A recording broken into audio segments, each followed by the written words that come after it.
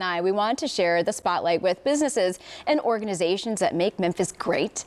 And our next guest is doing the same. Here to talk to us about their inaugural Impact Awards is Jared Barnett, CEO of Slingshot Memphis. Welcome to the show, Jared. Hey, thanks so much. So excited to be here. Absolutely. I'm so excited to talk with you because what you guys do on a consistent basis is really look at nonprofit organizations and look at organizations that are just making an impact every single day. But for starters, let's talk about the Impact Awards. What is the purpose of them? Yeah, so the Impact Awards, the purpose is to highlight organizations that have the evidence of being effective at fighting poverty and organizations that have shown a tremendous improvement in their poverty fighting effectiveness. And why did you guys want to come up with an award system to be able to showcase that? So part of our mission is to help revolutionize poverty fighting by making it more evidence-based, but that doesn't work if people don't know what's effective. And so this is another way for us, in addition to our website and social media and other things that we share this, to help the community understand which organizations are really effective in the fight against poverty and why. So when it comes to philanthropy and where you are putting your money, you want to make sure it goes to an organization that's actually effective in what they're doing. That's how we make financial decisions. That's how we choose doctors to work with, right? So it's bringing that same thing and saying, yeah, if we're going to help support an organization or be philanthropic, let's make sure it makes a difference and not just feel good, right? But let's do both. Let's make sure it feels good. We know we're contributing. We know we're helping it, and it provides services, the best services to the people that you're trying to serve. And how does that all work out? So based off of your study that you guys do from Slingshot, when do you and how do you pair up with organizations? Do you tell them you're doing a study off of them? Have they linked up with you? How does that work? Yeah, so it's a pretty intensive process to get going. And so we partner with organizations. We kind of have 2 rounds of expansion, one in the fall, one in the spring. And any organization can reach out and express a desire to work with us. And then we'll also reach out to some organizations that we think would be really helpful for us to learn about. And we then kind of go through a process it's not at a, do we accept you or not? It's, are we ready to work together and can we get the most out of this for each other?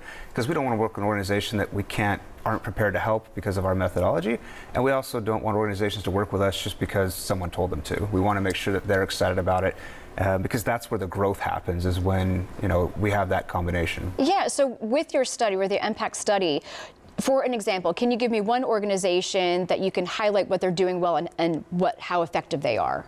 Yeah, I mean, I can do that for all 57 I was like, that's the beauty of it, right? And so, we can think about like an organization that we've worked with now for years is Memphis Intercity Rugby. So they're an after-school program, right? Provide rugby. Started as a side gig, just that a couple teachers did, and now they've turned into a feeder program for college rugby.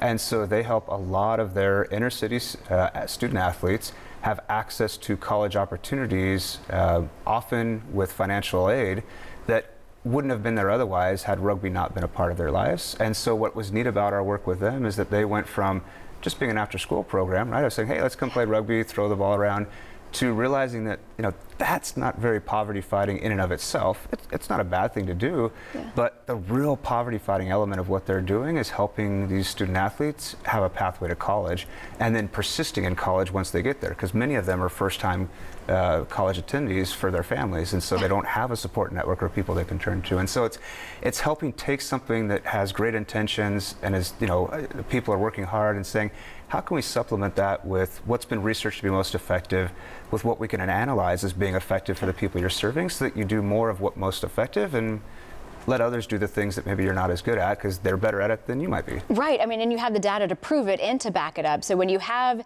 the students who play rugby graduate and go off to college, you have the stats of they have been able to thrive in their college experience. And more so, financial situations, you really remove them from the financial barriers of being able to maybe perhaps not be able to go. Absolutely. It's that pathway. Yeah. To college. So one of many examples, right, of ways that when we fight poverty, we can contribute, again, being anchored in the evidence and the data to support the heart and the caring. So the event at Crosstown, tell me about your event, when it is. Yep. I know it's at Crosstown, but give me all the details. Yeah, so the Impact Awards are this Thursday from 5:30 to 7 p.m. at Crosstown. It's going to be in the East Atrium up on the 2nd floor, so there's a red spiral staircase right at the top of that. There's no cost to attend. And so we want to have anybody who wants to join can be there. And again, we'll celebrate organizations that have the evidence of being among the most effective at fighting poverty in Memphis and have shown a lot of improvement in their poverty fighting over the last year. Because it is a hard thing to tackle, and you can't tackle it alone. You can't. It's going to take a whole system to kind of work and function effectively in order for that to change. It takes a whole city to be able to do that, and many different organizations. So are the organizations going to be there as well? They are. Yep. You've already tapped out and you said, hey, we're inviting you to this. Please come out, because you just never know if you're going to win one of these awards. So all the winners know in advance. Okay. And we actually, for the 7 organizations who will be recognized for having the highest, we call it impact results on their study, which correlates with being the most effective, they will actually have tables there so you can learn about them as well. So it will be a chance to kind of before and after the program, you can learn about these organizations by talking to them themselves, and then we'll have a program that kind of highlights some of the unique things about those organizations and what makes them so effective. That's the whole key of it all. Jared, thank you so much. Thank you so much. This has been so much fun.